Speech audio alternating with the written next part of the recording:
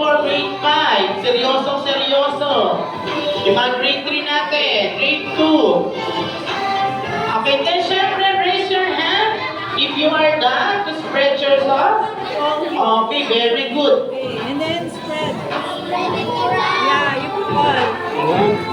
Mix. Okay, so raise your hands if you are done. Para let's proceed na tayo sa second step. Okay. Okay, Ano, marami sunod, lang teacher? na nakatapos na. So, grade 2. Ano isa Tapos niyo? na ba? Okay, grade 3. Tapos na? Lagay mo na to. Very good, grade 4. Lagay mo na yan. Very good, grade 5. Baka wala pa yata grade 5. Grade 6. Ayun, may iba ilan nila na lang na natitirang hindi pa. So, hintayin natin sila para sabay-sabay tayo. Mamaya naman. Match it, match it. Match it, wait.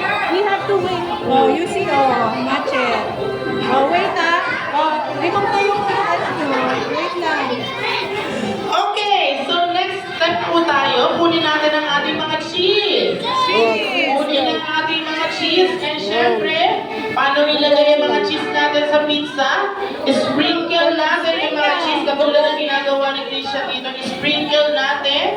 Pa-circular motion din syempre from outer to inner. Mula sa gilid, papunta sa gitna ang paglalagay ng cheese or pag-sprinkle ng cheese para natin pinapakulanan ng cheese yung ating mga pizza dough. So, paano ulit nila ang gagawin? Paano ang pag-sprinkle from outer to inner? Mula sa gilid, papunta sa gitna. And then, syempre, huwag niyo pong uubusin yung mga cheese natin dahil ipang pa-final toppings natin yan sa ating mga pizza yung kalahati. And yung kalahati naman, ayan yung pinakipapang first toppings natin. Paglagay din. Kamay mo. And then, syempre, raise your hands if you are done. Ay, very good naman ito mga grade 4. Grade 4 ba? Grade 4?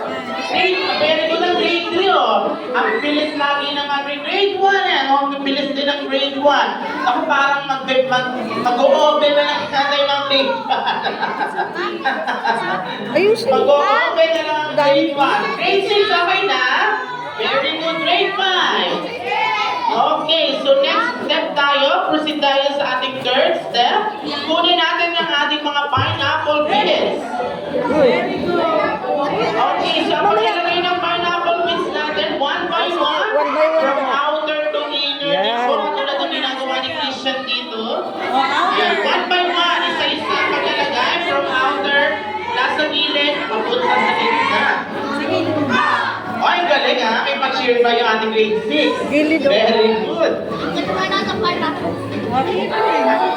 Okay, so raise your hands again if you were done. And kung hindi pa naman, sige lang, enjoy nyo lang ang pag-spread ng ating mga pineapples. Okay, taas ang kamay kung tapos na. Very good talaga ang galing mo. Kailangan na niya ka talaga ng oven. So, pwede nyo na pong ilagay dito, mga mga. Ma'am, okay na po. Sulatan niyo po ng pangalan sa may box mo para hindi magkapalit-palit. Mamaya na, wala pa. Mamaya.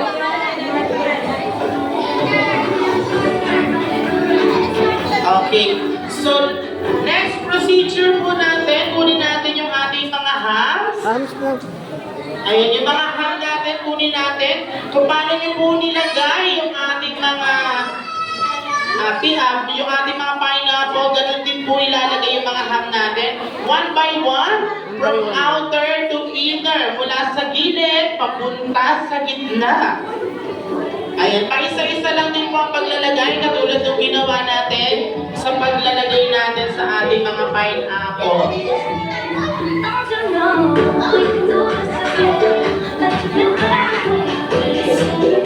Si Minchi. Ang galing talaga ng mga grade 1.